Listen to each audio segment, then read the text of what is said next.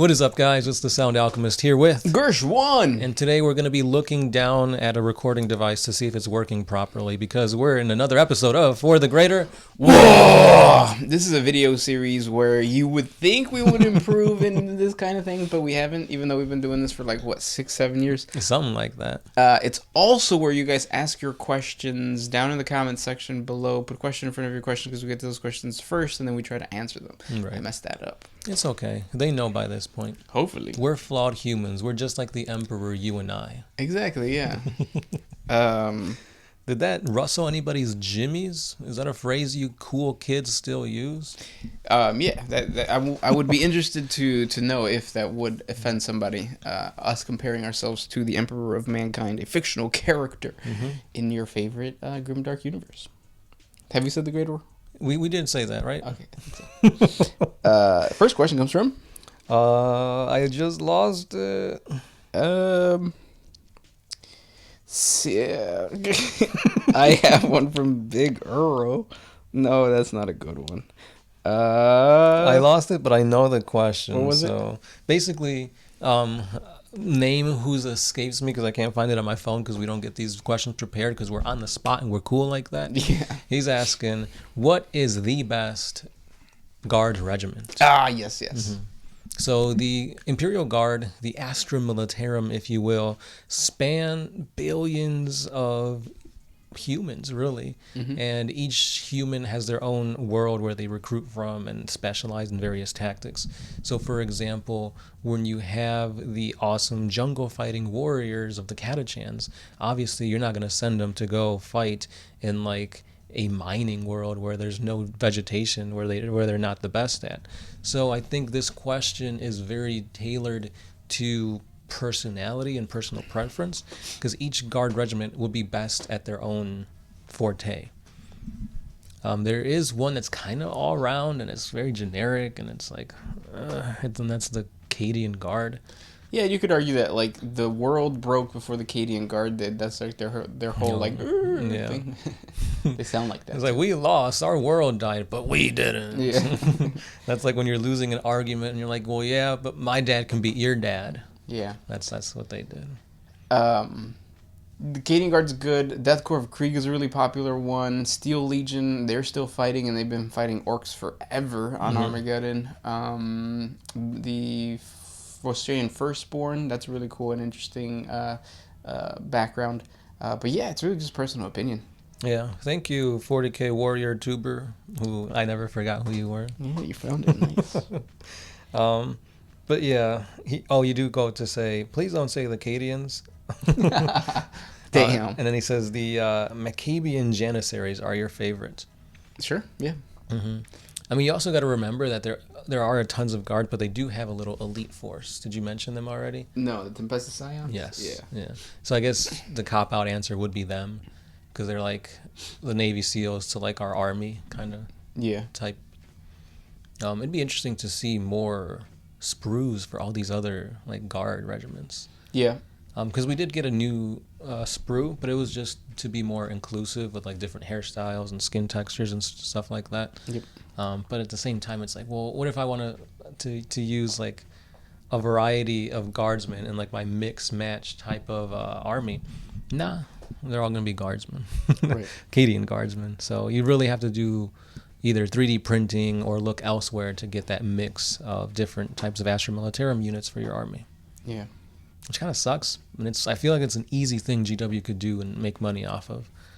Maybe we'll see something like that when the Guard get their codex in 9th edition. But as of right now, I don't see them doing that.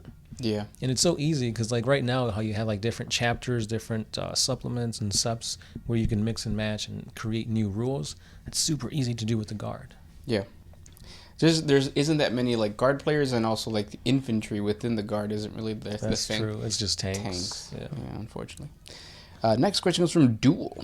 Would you take the time to learn High Gothic, kind of like how Star Wars fans learn Klingon or Star Trek? Yeah.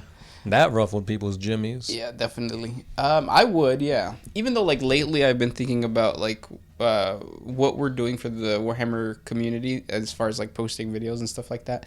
And then I'm realizing like this is like it's a lifelong project, or it has become a lifelong project. It like unintentionally. Yeah. So I kind of have to pick and choose now how invested I want to be, and for my own like sanity of like, do I really want to learn a language that I'm probably never going to use Right, just for the like, sake of knowing it? How often would you use it? Never. Right, Like 'cause just on these videos maybe. Even if you do speak High Gothic, how many of you guys would even know what he's saying? Yeah. That's like us just talking regularly y luego lo cambiamos a algo así. ¿Cuántos de ustedes saben lo que estoy diciendo ahorita? Based on our analytics, about 18% of you guys do. Yeah. So Maybe it'll be less if we learn High Gothic. Maybe we should go to Low Gothic instead. yeah. Or maybe we should just speak like how they speak in regular 40K with a British accent. Even though I can't do a British accent. Next question comes from Lamec and Cheese. Would you guys consider doing a live stream answering questions like a chill session and general talking? We've answered this in the previous 40 Facts video, and the answer is like, yeah, we would, but we just never have gotten around to it. If you have any ideas of how that would go, pretty much the same thing we're doing here. Yeah, that's another big problem. Yeah, Yeah. because it's like the same thing. Instead of having a live feed, we just have your comments. We don't pick them like ahead of time so that we know what we're talking about. This is on the spot. Yeah, off the top of the dome. Yeah. This next one is by Dave the Finder, which kind of relates to what we were talking about previous. He says, I'm from Mexico too. Oh. Saludos, compadres. Compas. My question is, Space Marines prefer corn tortillas or flour tortillas, and why? Corn tortillas, because that is the superior tortilla. Duh. Clearly. Yeah. Unless you're making a burrito, then you kind of have to switch gears. Yeah. But even then, like I feel like flour tortilla is just too much. Like you get full quicker. Yeah. I don't like that. Next question comes from Kane Blood 1000. What constitutes a pile of shame? Models still on the sprue, unpainted, or badly painted models? All of those. Yeah, honestly. Shame has no bound. That should be a chaos god. The chaos god of shame. And then the spokesperson should just be like a kid who has like a bunch of boxes of different like sprues and stuff like that. Unfinished projects. Yeah. Even if you think your army is finished and it's like extra like painted, it never really is finished because like the rules change and you might have to get a new unit, and it's like that 40K has a good grip on like making you need to keep spending money to play their game. Exactly. Be it additions, nerfs, buffs, that kind of thing. So they got us. No matter how complete your army is, it's still shameful. Just give it a few months. It'll change. Exactly. Next question comes from the big one. Will I ever find a kind of love that you guys have for each other, pure and wholesome and oh so sexy? Maybe if you get on Tinder and like make sure that you have to create the correct profile. Right. It has to attract the right types of people. So right off the bat, you have to say like for your name, don't just put your name. You're supposed to put Primarch Gilliman, Lord of Ultramar, Defender of McCrag. What was the other one? But basically things like that. Yeah, you gotta put accolades to it. Yeah. So that just be like, hi, I'm Tim. Nah. It's No. Timothy, monster of the bedroom, finder of keys. Go. Yeah, exactly. Walker of beaches. There you go. That will get you the right type of girl. Yeah. Not a Michelle or a Stephanie, but a Cruella. With a title as well. Hopefully. If then just match your Mistress of Pain. Yes, match your kinks. Yeah. Because if it is Master of Pain and you're not into pain, then you're screwed. See, that's how in touch we are. We were thinking kinks and pain and that kind of thing. Yeah, exactly. And it all happened because we got on Tinder and that's we matched. True. Yeah. And then we were like, "You want to start a YouTube channel?" And then they're like, "Yeah." Was Tinder even a thing back then? I don't think so. No, I think it was more like Plenty of Fish. That type eHarmony. of stuff. Yeah. Like that. Zeusk. This question comes from Chaos 16 Boy. What Warhammer novel would you turn to a film or a multi-part farm? Easy, the Horus Heresy novels. Yeah. Like everything is right there. Just get a good director that can create book to film and make it work. Yep. So, what's his name? Guillermo del Toro. That'd be a good one. But I was gonna say from Lord of the Rings. Oh, Peter Jackson. Peter Jackson. Maybe. Oh, you know they're putting in Lord of the Rings into Magic the Gathering. Oh, no, I didn't know that. Yeah, there's going to be a set for Lord of the Rings. I heard there was going to be a series on Amazon or... There is, yeah. Yeah. That's exciting. Because it's also supposed to talk about things that weren't really, like, Tolkien's things. So, like, the Blue Wizards. That's going to be cool. Question for you guys. How many of you guys actually watch Lord of the Rings? Because, surprisingly enough, GW also puts out a miniature range for Lord of the Rings. Yeah, and it's actually really good. I bought some of the... what are the ones that ride the elephants? Those brujos. Yeah, those guys. Surprisingly, we see a lot of people painting Lord of the Rings when you go to like a hobby shop. Yeah, but they don't really play. Yeah, it's more of like a collector's thing. Speaking of collectors and Lord of the Rings, Justice777 says, would a sister of battle let you clap her cheeks on the first date? You could force it. I'm just kidding. See, that's why we can't have live things, because I'd say stupid things like that. Even though it's probably not going to get edited out. But I don't think so. The devotion to the Emperor is much more than any worldly desire. Exactly. Also, they are very like monastic. So they're basically nuns. Right. With guns, as is the coined term. Yep. Nuns with guns. This one's by Robocorn. He says, by the way, the bad guy in Shazam is Mark Strong, who also voiced Captain Titus in Space Marine.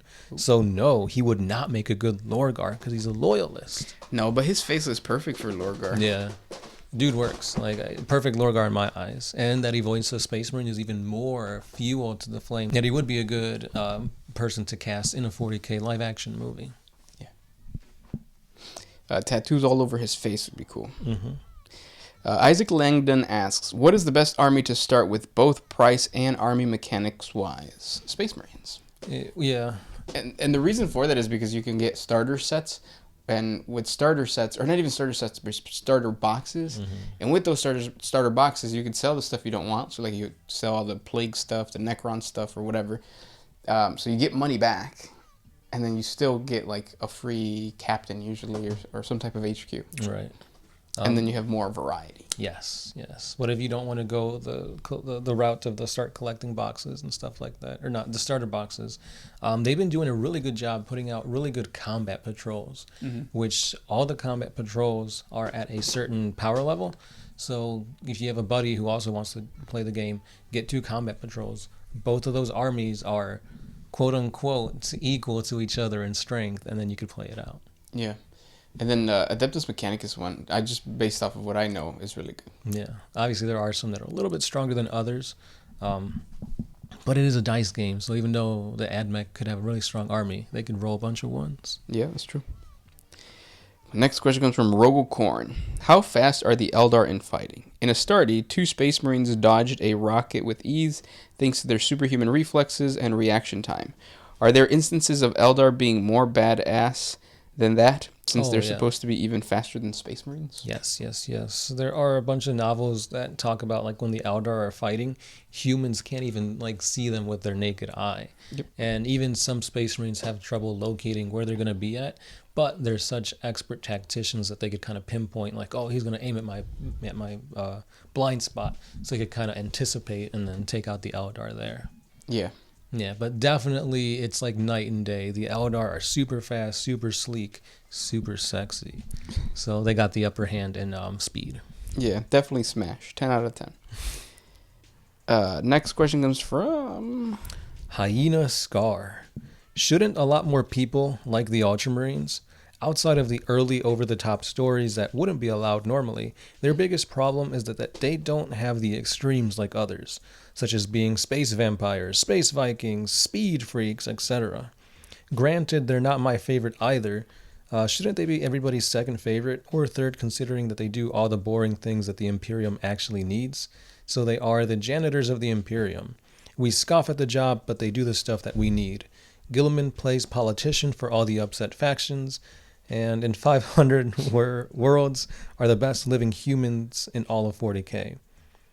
So can we hear it out for our underappreciated janitors, the Ultramarines? Yeah, I guess. There's still only 1,000 Battle Brothers. Right. So, in a way, like, I get what you're trying to say, but at the same time, I don't fully agree with it. Yeah, they are kind of bland and cookie cutter, but I think that's kind of the way they have to be. Like, yeah, you have your space Vikings, your space vampires, but you need the one chapter to kind of compare it to. So I guess it's like you need the mean, the neutral, and then you get the awesome colors and the max and the mins and stuff like that. Right, yeah. Yeah. Next question comes from Savo Rebello. What do your current or former partners think about your 40K fandom? Did they ever try to learn to play, or is it completely separate from your guys' relationship? Are they proud of you guys for having this channel, or do they think it is a strange hobby playing with little plastic toy soldiers? Well, it depends on which one. So let's see. No, for the most part, very supportive, but not wanting to play. Yeah, it's like, oh, that's cool. You do that. You do you. Yeah. Yeah. The one time I tried introducing a past girlfriend to 40K, it's funny because like we were playing, I don't know why, but it was like a wooden surface, and she was about to roll a bunch of die, and I told her, hey, the die are gonna go all over the place. Try to be more controlled when you roll the dice. Dice went everywhere, and that was the last time she was played or interested. Yeah. Yeah. It's not easy to play 40K because it's a hobby that has a lot of points to it. Mm-hmm. So most of the time, the entry level is like the game. Yeah. And the game itself is boring. Like if you don't know the rules, or if you're willing to learn, usually like you have to attract a person to 40K through like other things, like either the lore, the painting, the collecting, before you actually like sit down and play the game. Because if you just sit down and play the game, then it's not gonna be so good. It's definitely something where you can't just dive into the deep end, because you'll just be overwhelmed by everything. Oh, look, there's video games. There's a novel you got to read. What's this faction doing? Why are these guys like that? These are Space Marines. Why are these spiky Space Marines? Yeah. Oh, there's Gundams in here. So it's like there's a lot to it, and it's like, yeah, find something that they like to do. If they like to paint, if they like to read, if they like sci-fi, that kind of thing, then yeah. Yeah, and I also think that it's important to like have your own thing too. So like if you're trying to get a girl to like your hobby, maybe don't, and just have it be your thing. Because I have always felt a little suspicious of like people who say they're into like the same hobbies when it's just like mostly dudes. I don't know why, but yeah. Yeah, the demographic is definitely more towards men. You do see the opposite gender and stuff in there every now and then. But it is like, how did they get introduced into it? Yeah, or maybe that's just like my thing, or it's like it's a little sus of like, wait, why are you so interested in this? Like, it's not that cool. But it's cool for me. Yeah, yeah. Almost like I don't know. It's like, this is my niche. Why are you trying to get into it, kind of? Yeah, or it's almost like makeup. That's how I compare it with my current significant other, where it's like, why would I get into makeup? Like, it just doesn't make sense for me to get into makeup. It's because you don't watch all the makeup YouTubers. Yeah. You would know. We've had this conversation so many times. Yeah, exactly. See. Yeah. But yeah. It's if you have it, it's awesome. Yeah. How many of you guys actually have, a partner, significant other that actually is in the game and is like enveloped into it as you are? Yeah. All three of you, let us know. Next question. This one is by Adeptus Astartes. How do I get a big titty Eldar waifu girlfriend? Just, they are freaks in the sheets. Give me some tactics, boys. Right now, because of COVID, like, online dating is like, so just try that. Chef's kiss. Yeah. But not really. Yeah. Because they're no, I don't want to get in trouble. Yeah. Just do it. Yeah. Cosplay works. Dress up like an elf. Mm-hmm. And then when they're asked, wait, elves don't have futuristic weaponry and stuff like that, then you introduce them. Yeah. Well, this is not just any elf. I'm a space elf who has evolved from slugs, and I look down on humans. And I also wear high heels and step on people. And then you get into a sub-dom kink, and boom, you're the Eldar, they're the Monke. Monke, yeah. Mm-hmm. Speaking of sub-doms, sub to our channel for more 40K content. Please, yeah. And every day. Every day. And then the last question would be from... Do you have one? I got one from Icano. Bonjour, les gars. He says, he spells it G-A-R-S, but the R and the S is silent in French. Why do the Carcaradons paint their armors in Maori style, and why do these paints, or what do these paints represent? I know it's linked to the exile, but is that it? So it's based off of their recruitment worlds, and the recruitment worlds have that heritage or culture or whatever you want to call it. Which is interesting because it's so similar to, obviously, like you're saying, the Maori from Earth, but they're from a whole different planet. So it's like, how do these cultures and all that stuff intertwine, intermingle? And we kind of talked about it in a previous episode, how like there's a lot of stuff from old Earth that still transferred over, because it like that's just the way that it is. It's kind of like in Dune, how that one guy, something Dakota, no, what's his name? Idaho, whatever. Yeah, like it's like, what is his name? That sounds stupid, but like it's supposed to represent that in their time, this is like a cool name because it comes from like a bygone era. Yeah, old Earth. Yeah, so it's the same thing where like they probably adopted this like culture because it was cool, or because maybe they are. It is like a lineage from there. So, but yeah. Those were the questions for today. If you guys have more questions for us, please comment down below. Thank you guys so much for listening, and we'll talk next week. That's right. This has been the Sound Alchemist with Gershwan, and we are out.